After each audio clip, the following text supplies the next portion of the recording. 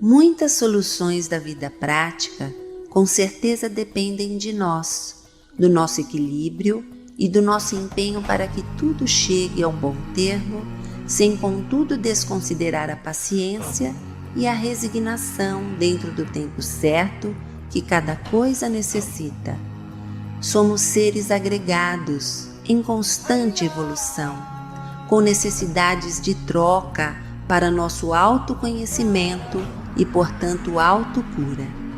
Contudo, o medo da vida tão comum em nossa sociedade atual exprime um profundo narcisismo e individualismo, no qual um grupo ou uma coleção de indivíduos solitários exerce constantemente a competitividade, sem considerar a cooperação.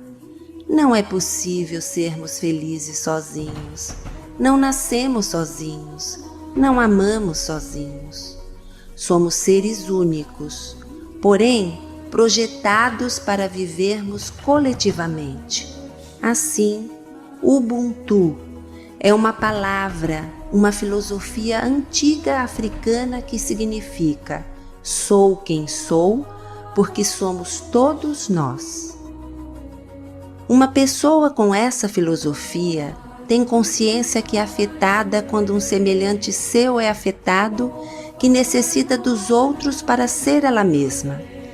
Carrega em seu coração significados humanísticos como solidariedade, acolhimento, cooperação, generosidade, sempre trabalhando para o bem-estar de todos.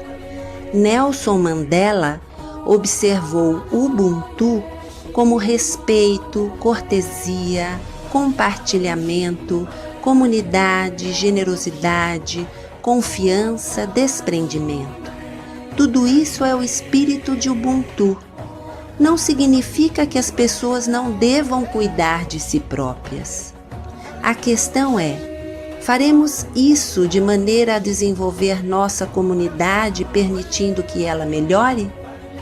Uma pessoa com Ubuntu está aberta e disponível. Não se sente ameaçada quando outras pessoas são capazes e boas. Tudo isso com base em uma autoconfiança que vem do conhecimento de que ele ou ela pertence a algo maior e que é diminuído quando outras pessoas são humilhadas, torturadas ou oprimidas. Assim, Ubuntu é uma alternativa para a convivência social, embasada em uma filosofia humanista que tem como base o altruísmo, a fraternidade e colaboração entre os seres humanos. É a síntese de um provérbio da África do Sul que diz: uma pessoa é uma pessoa por causa das outras pessoas. Entendemos, portanto, que a humanidade de uma pessoa é definida por meio de sua disponibilidade, apoio e dignidade para com os outros. Se dispor a enxergar o próximo com o coração é entrar em contato com nossa sombra que estará ali, à espera de acolhimento e conexão, gerando vínculos de amizade, afeto, compaixão, compreensão, calor humano, partilha, respeito, cuidado ou simplesmente amor.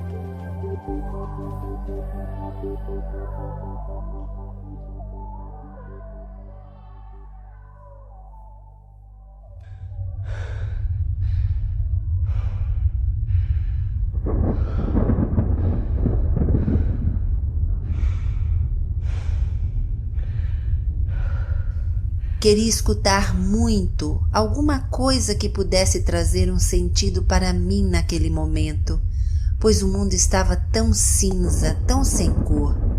Sentia que me faltavam algumas coisas, mas não muitas, pois lembrei da casa que tinha, do trabalho, dos amigos, de muitas coisas.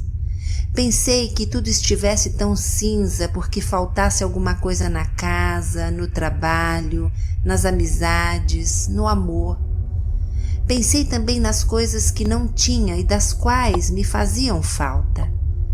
Vinha-me o medo de tudo, medo do agora, do que havia por vir, raiva das lembranças, medo das faltas, das perdas, das mesmices do dia a dia, da falta do meu sentido de vida. Sentia uma confusão grandiosa em minha cabeça e em meu coração, e os pensamentos só aumentavam, o que me deixava cada vez mais numa sensação de profundo desamparo. Foi quando, naquele momento, ocorreu uma chamada em meu telefone. Verifiquei que era uma amiga que há tempos não via. Retornei a ligação e delicadamente recebi um convite para que pudéssemos tomar um café ou algo parecido, pois há tempos não nos encontrávamos. Relutante, quase desisti. Fui trazendo empecilhos um após o outro. Funcionava com todos os sentimentos turbulentos na cabeça e com o vazio que habitava em meu peito. Porém, salva pela insistência de minha amiga, aceitei o convite. Pensei que finalmente poderia ser bom, afinal, era algo diferente de tudo o que estava ocorrendo comigo ali, naquele momento. Nos encontramos em um café bem simples no bairro e começamos a desembrulhar uma a uma de nossas saudades, lembrando que há tempos não nos víamos e também das delícias de situações que passamos juntas. Aos poucos, fui pensando que, diferente das lembranças raivosas e penosas que estava vivenciando ao sair de casa, já estava muito melhor estar ali. Embalada por essa percepção, resolvi naquele momento escutar mais do que falar. E de todas as situações interessantes que ela me contava, mencionou que os últimos tempos em sua vida não estava sendo fácil, pois vivia o luto da perda inusitada e dramática dos pais e o drama de um câncer no qual estava enfrentando. Cada vez mais, ouvir minha amiga com a intensidade das coisas que dizia me inflamava a prestar atenção com amor e acolhimento. Notei que fitávamos nossos olhares com profundidade e a cada entendimento, maior comprometimento. De repente, percebi que estava me encantando por toda aquela história com fatos e situações diversas.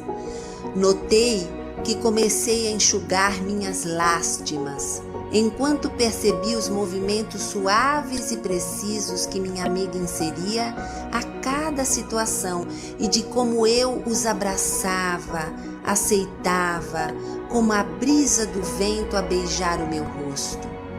Pouco a pouco, o mundo não estava mais tão cinza e o céu foi se tornando azul novamente. Percebi que as faltas enfraqueceram suas forças, muito embora estivessem ali à espreita de qualquer oportunidade que eu as desse. Pude notar então, naquele instante, o quão valioso estava sendo aquele encontro. Minha respiração mais calma, meu sorriso suave, coração ritmado, faziam com que as palavras não dessem conta de expressar a magnitude de tudo aquilo. Compreendi então que virei a página naquele momento e que nascia ali a oportunidade de exercer a responsabilidade ética pela escuta, pela consideração, amor, acolhimento e pelo outro que habitava no mais profundo de mim mesma. Ah, o sabor do café exalava liberdade e os outros goles e sabores poderiam estar disponíveis agora.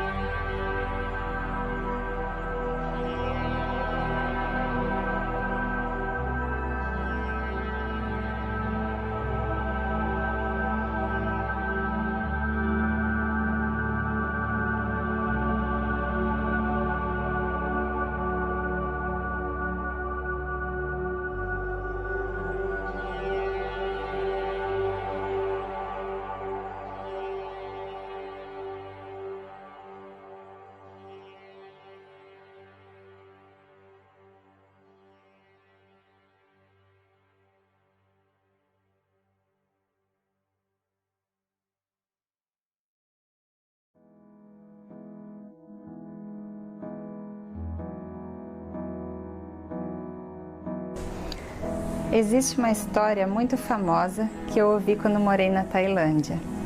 É uma história sobre Buda e um jovem mendigo.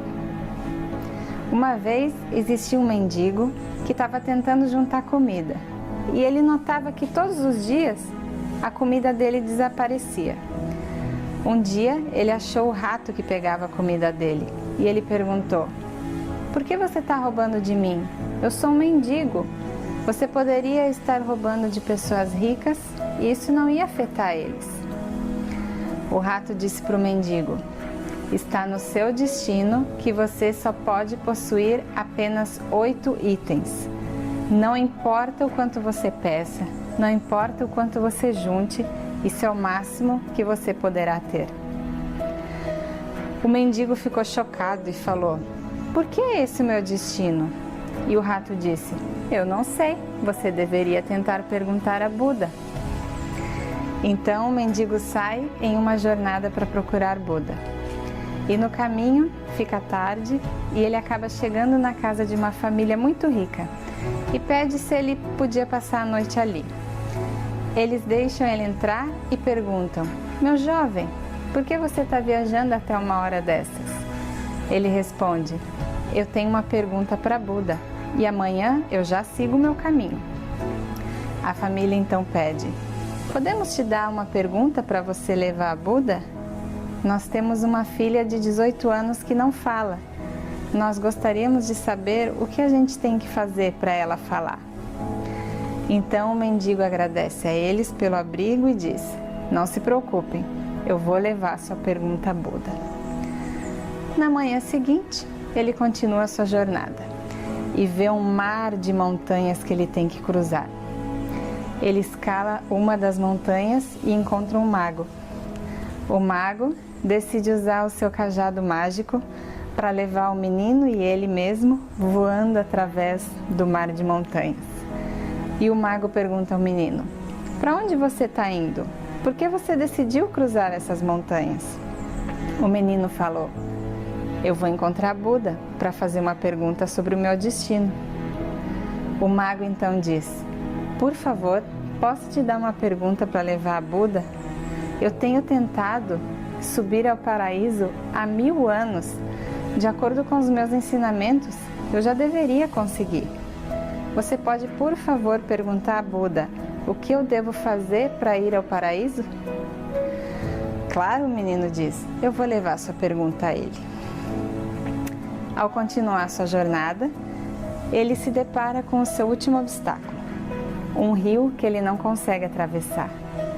Por sorte, ele encontra uma tartaruga gigante, que decide levá-lo até o outro lado do rio. Enquanto eles atravessam o rio, a tartaruga pergunta: "Para onde você está indo?" "Eu estou indo ver Buda. Eu tenho uma pergunta sobre o meu destino." A tartaruga então diz: "Você pode fazer um favor para mim e fazer uma pergunta também? Eu venho tentando me tornar um dragão há 500 anos. Pelos meus estudos e pelos meus treinos, eu já deveria ter me tornado um dragão. Por favor, você pode perguntar a Buda o que eu devo fazer para me tornar um dragão?" O menino agradece a tartaruga pela ajuda e diz: "Claro, eu vou levar a sua pergunta a ele." O mendigo então finalmente encontra Buda. E Buda fala para todo mundo que está lá: "Eu vou responder apenas 3 perguntas de todos aqui, mas apenas 3 perguntas." O menino ficou chocado. Ele tem 4 perguntas para fazer. Então ele pensa com cuidado. Ele pensa na tartaruga, vivendo há 500 anos tentando se tornar um dragão. E o mago, que vive há 1000 anos tentando subir ao paraíso. E a menina, que vai ter que viver o resto da vida sem poder falar. Então, ele olha para si e diz: "Eu sou apenas um mendigo sem teto. Eu posso apenas voltar e continuar pedindo esmola." Então ele olha o problema dos outros e os problemas dele de repente pareciam tão pequenos, e ele sente pena da tartaruga, do mago e da menina. E ele decide fazer as 3 perguntas deles. Então ele pergunta a Buda e Buda diz: A tartaruga não está disposta a sair do casco. Enquanto ela não estiver disposta a deixar o conforto do seu casco, ela nunca vai se tornar um dragão. O mago sempre carrega o seu cajado, nunca solta ele. E o cajado tem um peso, age como uma âncora, não deixando ele ir ao paraíso. E a menina, ela só vai conseguir falar quando ela encontrar sua alma gêmea. Então o mendigo agradece Buda e começou a sua jornada de volta para casa. Na volta ele revê a tartaruga e fala: "Ei, você só tem que sair do seu casco e você vai virar um dragão." A tartaruga então sai do seu casco e dentro do casco haviam pérolas preciosas, que só são encontradas nas partes mais profundas do oceano. A tartaruga dá as pérolas ao mendigo e diz: "Obrigada, eu não preciso mais disso, porque agora eu sou um dragão." E vai embora voando. O mendigo reencontra o mago no topo de uma montanha e diz: "Você só tem que soltar o seu cajado e você vai conseguir subir ao paraíso." O mago solta o seu cajado, entregando-o para o menino e diz: "Obrigado", e sobe ao paraíso. O menino tem agora a riqueza que ganhou da tartaruga e o poder do mago. Ele volta para a família que o acolheu e fala para eles: "Buda disse que a sua filha mais nova vai conseguir falar quando ela conhecer a sua alma gêmea." E naquele momento, a filha desce as escadas e diz: "Ei, não é esse o menino que esteve aqui a semana passada?" A menina e o menino encontraram suas almas gêmeas. Essa história nos fala de tantas coisas e nos ensina tantas lições. Às vezes nós temos que nos doar para que algumas coisas aconteçam. Algumas vezes, se quisermos nos tornarmos dragões ou nos tornarmos leões, nós temos que estar dispostos a deixar algumas coisas para trás. Algumas coisas que nos deixam mais confortáveis, que nos fazem sentir seguros. Nós temos que sair da nossa zona de conforto, como a tartaruga fez. E às vezes, para encontrar um amor verdadeiro, precisamos primeiro passar por uma jornada só nossa, uma autotransformação. Quando você está sozinho e perdido nos seus pensamentos, algumas vezes seus problemas parecem tão grandes e pode parecer o fim do mundo. Mas se a gente olhar para a vida das outras pessoas, pessoas que não têm tantas oportunidades como nós, que estão numa situação mais difícil que a nossa, às vezes isso faz os nossos problemas parecerem tão pequenos. E se estivermos dispostos a oferecer ajuda aos que estão com mais dificuldades que nós, isso pode mudar o rumo da nossa vida, o nosso destino. E o universo pode nos devolver isso de formas que a gente nem imagina. Vai voltar para você. Todo o bem que você faz para o mundo vai voltar para você. Então, se você estiver passando por momentos difíceis agora, eu espero que essa história te ajude. Nunca esqueça que dentro de você há uma quietude, um santuário ao qual você pode se retirar a qualquer momento e ser você mesmo. Tudo que você precisa é coragem, amor, força, paz. Tudo isso está dentro de você. O objetivo é encontrar. Meu nome é Camila e eu sou professora do Vida Ativa Online. E eu espero que você tenha uma vida muito maravilhosa. Muito amor e muita luz para vocês. Namastê.